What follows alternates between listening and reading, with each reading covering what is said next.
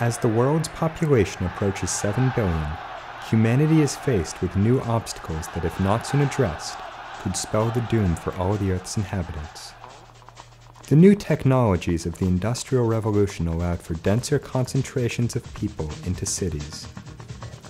Along with developments in modern medicine and new sanitation practices such as indoor plumbing, people began to live longer, and there were fewer deaths among children, meaning skyrocketing populations. As the world's population approached 9 million in the mid-19th century, British scientist Thomas Malthus speculated that the world's population wouldn't be able to go over 9 million.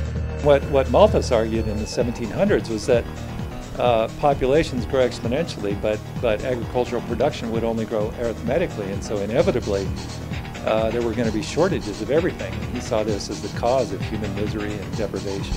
Humanity depends on food production to continue to grow. In other words, food production determines the Earth's carrying capacity for humans. In ecology, there's this general idea of a carrying capacity, which is sort of the maximum sustainable, and the key word is sustainable, population size, and that is the size of population that can be sustained indefinitely. Carrying capacity of a species is based off natural factors such as the amount of resources and space available. With animal species, this principle works just great. When the species exceeds its carrying capacity, famine will naturally bring it back down within limits that the land can sustain. With humans, however, this principle is confused by technology. But our technology has allowed us to actually expand the carrying capacity of the Earth for humans. And the clearest example of that is the Green Revolution, where increases in crop yield have allowed us to feed most of those 7 billion people now that we're very near to 7 billion people on Earth right now. And agricultural production has actually been able to keep pace and even outstrip a little bit population growth. Even though technology has allowed us to exceed our natural carrying capacity, can it really avert the eventual consequences of unchecked population growth? Some people sort of put all their hope in technological fixes, in the sense that, well, the more people we have, the more brains we have, the more likely we are to come up with something really smart that's going to free us from, our dependence on carbon fuels, for example, or that's going to greatly increase our ability to grow food and distribute it equitably around the world. And other people say, well, that's just silly. It's not prudent to put our hope in a technological fix. Although technology may cushion the effects of population growth, the damage caused by population growth is still felt by many people around the world. Despite the fact that there is enough food worldwide to feed everyone, equal distribution of resources becomes a major problem.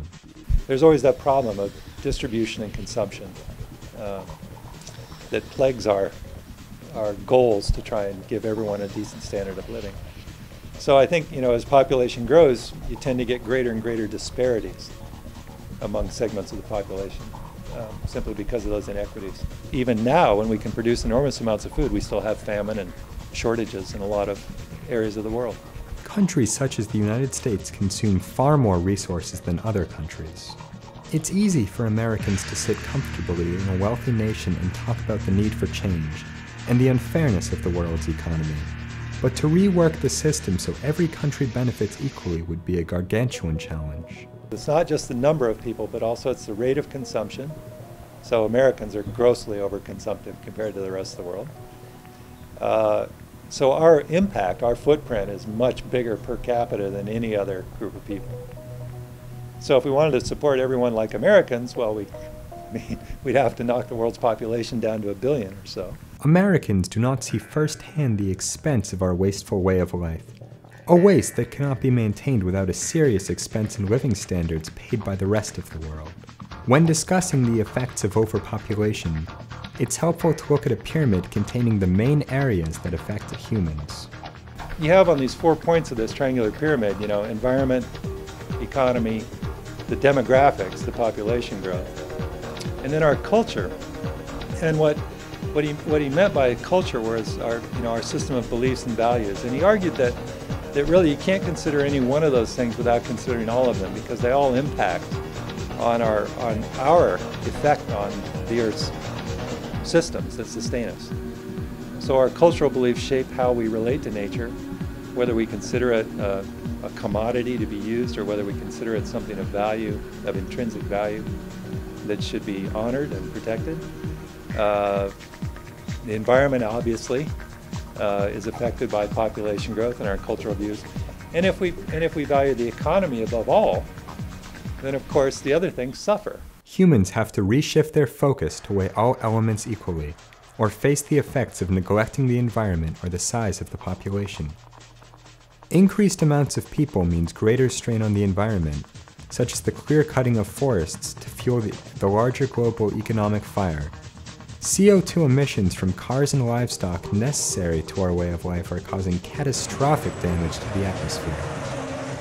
The Earth may be able to literally sustain a massive human population, but that would undoubtedly have an effect on the way in which we live. We want a world of just humans and wheat, and no other biodiversity, or where we are constrained to,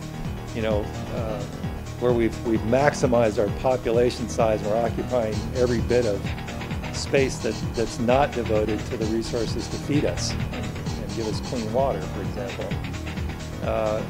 Is that anything that we want to aim towards? Although it sounds like something out of a science fiction movie, our Earth will resemble this undesirable world more and more. Our standards of living will suffer, the environment will suffer, our culture will suffer, and we can expect serious consequences in the form of disease and famine in the near future.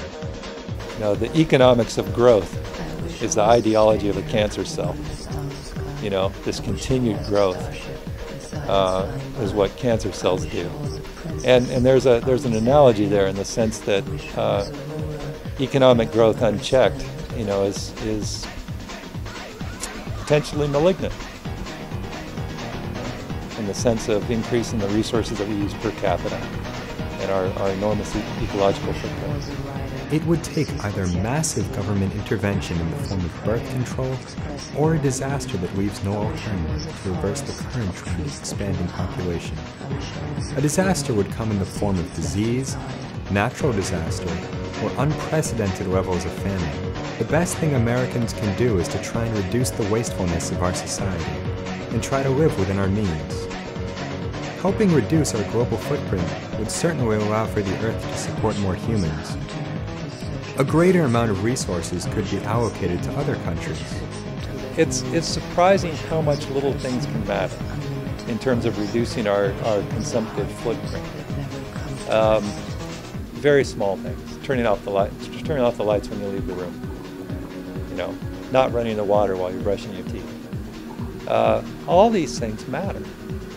And when you think about having hundreds of millions or even billions of people doing these things, it can make a huge difference. The future looks bleak, and irreparable damage has already been caused by overpopulation.